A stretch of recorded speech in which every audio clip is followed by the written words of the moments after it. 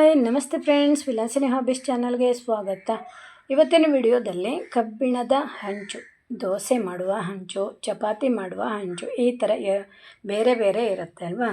ಹಾಗೆ ಪಡ್ಡು ಮಾಡುವ ಹಂಚು ಹೀಗೆಲ್ಲ ಇರುತ್ತೆ. ಅದನ್ನು ಫಸ್ಟ್ ನಾವು ತಂದಾಗ ಸ್ವಲ್ಪ ಅದಕ್ಕೆ ನಾವು ಕೆಲವೊಂದು ವಸ್ತು ಹಾಕಿ ರೆಡಿ ಮಾಡ್ಕೋಬೇಕು. ಹಾಗೆಯೇ ಡೈರೆಕ್ಟಾಗಿ ನಾವು ಅದನ್ನು ಬಳಸಿದರೆ ನಾವು ಮಾಡುವಂತಹ ದೋಸೆ ಇರ್ಬೋದು, ಚಪಾತಿ ಇರ್ಬೋದು, ರೊಟ್ಟಿ ಇರ್ಬೋದು, ಯಾವುದೂ ಸರಿಯಾಗಿ ಎದ್ದುಕೊಂಡು ಬರಲ್ಲ. ಹಾಗೆ ಅದು ಮಾಡೇ ಇರ್ತಾರಲ್ವ, ಒಂದು ಸಲ ಅವರು ಕಬ್ಬಿಣದಿಂದ ಮಾಡೇ ಇರ್ತಾರೆ. ಡೈರೆಕ್ಟಾಗಿ ಯೂಸ್ ಮಾಡಬಾರ್ದು. 1-2 ದಿನ ಟೈಮು ಬೇಕೇ ಬೇಕು ಅದನ್ನು ಸರಿ ಮಾಡಲಿಕ್ಕೆ. ಇವತ್ತಿನ ವಿಡಿಯೋದಲ್ಲಿ ಅದನ್ನೇ ತೋರಿಸ್ತೀನಿ. ಹಾಗೆ ನಾವು ಮಾಡುವಂತಹ ದೋಸೆ ಹಂಚು ಮತ್ತು ರೊಟ್ಟಿಯ ಹಂಚು ಚೆನ್ನಾಗಿ ಬಾಳಿಕೆ ಬರಬೇಕಂದ್ರೆ ನಾವು ಕೆಲವೊಂದು ಟಿಪ್ಸನ್ನು ಫಾಲೋ ಮಾಡಬೇಕು. ಅದು ಕೂಡ ತಿಳಿಸ್ತೀನಿ. ನಾನಿಲ್ಲಿ 2 ಹಂಚನ್ನು ತಂದಿದ್ದೀನಿ ನೋಡಿ. ಇದು ದೋಸೆ ಮಾಡೋದು, ತುಂಬ ದೊಡ್ಡ ದೋಸೆ ಆಗುತ್ತೆ. ಹಾಗೆ ಇನ್ನೊಂದು ರೊಟ್ಟಿ ಮಾಡುವಂಥದ್ದು. ನಮ್ಮ ಮನೇಲಿ ಇನ್ನೊಂದು ಇತ್ತು, ಅಂದರೆ ಸ್ವಲ್ಪ ಚಿಕ್ಕ ದೋಸೆ ಆಗ್ತಿತ್ತು ಅಷ್ಟೇ. ಆದರೆ ಅದು ಏನಾಯಿತು, ತುಂಬ ವರ್ಷ ಅಂದರೆ ಒಂದು 25 ವರ್ಷ ಆಗಿರಬೇಕು, ಅಷ್ಟು ವರ್ಷದಾಗಿತ್ತಲ್ವ. ಹಾಗಾಗಿ ನನಗೆ ಒಂದು ರೀತಿ ಅನಿಸಿ ನಾನೊಂದು ಹೊಸದೊಂದು ತಂದುಕೊಂಡೆ. ಚೆನ್ನಾಗಿದೆ. ಇದಕ್ಕೆ 350 ಇರಬೇಕು ಇದಕ್ಕೆ, ಓಕೆನಾ. ಇದು ಕಬ್ಬಿಣದ್ದು. ಹಾಗೆ ಇದು ಬೀಡು ಆ ಥರ ಅಲ್ಲ, ಕಬ್ಬಿಣದ್ದು. ಇದು ನೋಡಿ ಎಷ್ಟು ಚೆನ್ನಾಗಿ ಹೇಳುತ್ತೆ ಅಲ್ವಾ. ನಾನು ಇದಕ್ಕೆ ರೆಡಿ ಮಾಡಿದ್ದೀನಿ, ಒಂದಿಷ್ಟು ವಸ್ತು ಎಲ್ಲ ಹಾಕಿ ರೆಡಿ ಮಾಡಿದ್ದೀನಿ. ನಾನು ಹೇಳ್ತೀನಿ ನೋಡಿ. ಚೆನ್ನಾಗಿ ಇದು ಫಸ್ಟ್ ದೋಸೆ, ಈ ಹಂಚಿಗೆ ಫಸ್ಟ್ ದೋಸೆ ಇದು. ಎಷ್ಟು ದೊಡ್ಡ ಬೇಕು ಅಷ್ಟು ದೊಡ್ಡ ನಾವು ಮಾಡ್ಕೋಬೋದು. ಆದರೆ ನಮ್ಮ ಸ್ಟೋವ್ ಇರುತ್ತೆ ಅಲ್ವಾ, ಅದನ್ನು ಒಂದು ಸಲ ದೊಡ್ಡ ಸಣ್ಣ ಈ ಥರ ಮಾಡಬೇಕು. ನಾವು ಯಾವಾಗಲೂ ದೋಸೆ ಮಾಡುವಾಗ, ದೊಡ್ಡ ದೋಸೆ ಮಾಡುವಾಗ ಸ್ವಲ್ಪ ದೊಡ್ಡ ಇಡಬೇಕು, ನಂತರ ಚಿಕ್ಕದು ಇಡಬೇಕು. ಈ ಥರ ಮಾಡಿದಾಗ ಅದು ಚೆನ್ನಾಗಿ ಎದ್ಕೊಬರುತ್ತೆ. ದೊಡ್ಡ ಫ್ಲೇಮ್ ಇಟ್ಟುಬಿಟ್ರೆ ಅದು ಮಧ್ಯದಲ್ಲಿ ಸೇದೋಗುತ್ತೆ ನೋಡಿ. ಇಲ್ಲಿ ನಾನು 2 ಹಂಚಿಗೂ ಎಣ್ಣೆಯನ್ನು ಹಚ್ಚುತ್ತಾ ಇದ್ದೀನಿ. ಕೊಬ್ಬರಿ ಎಣ್ಣೆ 2 ಇದು ತಂದಾಗ ನೋಡಿ, ಸ್ಟಿಕ್ಕರು ಕೂಡ ಇದೆ. ಚೆನ್ನಾಗಿ ಹಾಕಬೇಕು ಎಣ್ಣೆನ, 1-2 ಸ್ಪೂನ್ ಹೀಗೆ ಹಾಕಲೇಬೇಕು. ಇದರದ್ದು ಹಿಂಭಾಗಕ್ಕೂ ಕೂಡ ಹಾಕಬೇಕು. ನಮಗಿದು ತುಂಬ ಬಾಳಿಕೆ ಬರುತ್ತೆ. ಹಾಗೆ ಇದು ಏನು ಗೊತ್ತಾ, ಕಬ್ಬಿಣದ ಹಂಚಿನ ನಾವು ಏನೇ ಮಾಡಿದರೂ ನಮ್ಮ ದೇಹಕ್ಕೆ ಒಳ್ಳೆಯದು. ದೋಸೆ ಮಾಡಿದರೆ, ಚಪಾತಿ ಮಾಡಿದರೆ, ರೊಟ್ಟಿ ಮಾಡಿದರೆ ಎಲ್ಲ ನಮ್ಮ ದೇಹಕ್ಕೆ ಒಳ್ಳೆಯದು, ಓಕೆನಾ. ಅಂದರೆ ಅದು ನಮಗೆ ವೇಟ್ ಇರುತ್ತೆ ಅಷ್ಟೇ, ಬಿಟ್ಟರೆ ಬಾಳಿಕೆ ನಾವು ಚೆನ್ನಾಗಿ ಮಾಡಿಕೊಂಡ್ರೆ ಚೆನ್ನಾಗೇ ಇರುತ್ತೆ. ಎಲ್ಲವೂ ಕೂಡ ಇದರಲ್ಲಿ ಮಾಡಬಹುದು, ಹಾಗಿರುತ್ತೆ. ಅಂದರೆ ಇದು ನಮ್ಮ ದೇಹಕ್ಕೆ ತುಂಬ ಒಳ್ಳೆಯದು, ಕಬ್ಬಿಣದ ಹಂಚು. ಹಾಗೆ ಒಗ್ಗರಣೆ ಕೊಡುವಂಥದ್ದು ಕೂಡ ಕಬ್ಬಿಣದ್ದೇ ಆಗಿರಬೇಕು. ಈ ಥರ ನಾವು ಕಬ್ಬಿಣದನ್ನೇ ನಾವು ಬಳಸ್ತಾ ಇದ್ದರೆ ನಮ್ಮ ದೇಹಕ್ಕೆ ಒಳ್ಳೆಯದು. ಅದು ಆರೋಗ್ಯ ದೃಷ್ಟಿಯಿಂದ ಒಳ್ಳೆಯದು. ಇದರಲ್ಲಿ ಎಲ್ಲವೂ ನಮಗೆ ಸಿಕ್ಬಿಡುತ್ತೆ, ಐರನ್ ಇರ್ಬೋದು, ಹೀಗೆಲ್ಲ, ಓಕೆನಾ. ಹಾಗೆ 2ಕ್ಕೂ ಚೆನ್ನಾಗಿ ಆಯಿಲ್ ಹಚ್ಚಿದ್ದೀನಿ ನೋಡಿ. ಹೆಂಗೆ ಆಯಿಲು ತೊಗೊಂಡಿದ್ದಲ್ವ. ಇದು ಫಸ್ಟ್ ಡೇ ಬಂದಾಗ ನಾನು ಹಾಕಿರೋದು.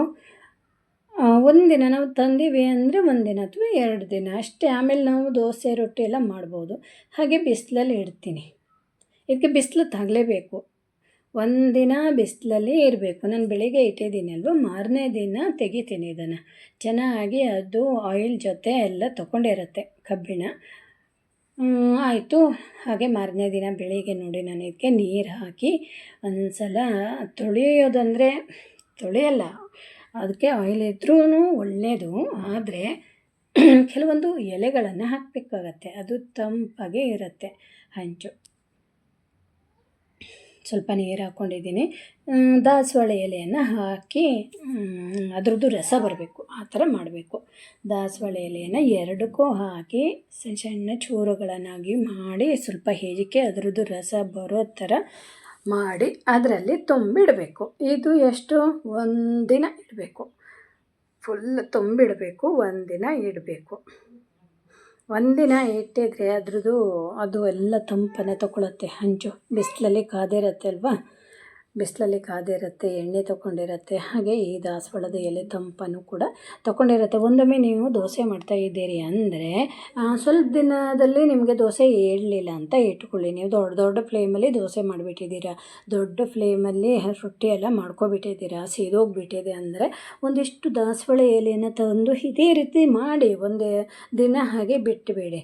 ಆಮೇಲೆ ನೋಡಿ ದೋಸೆ ಹೇಗೆ ಎದ್ದು ಬರುತ್ತೆ ಗೊತ್ತಾ, ತುಂಬ ಚೆನ್ನಾಗಿ ಎದ್ಕೊಂಡು ಬಂದುಬಿಡುತ್ತೆ. ಸ್ವಲ್ಪ ಆಯಿಲ್ ಹಾಕಿ ಈ ರೀತಿ ಮಾಡಬೇಕು.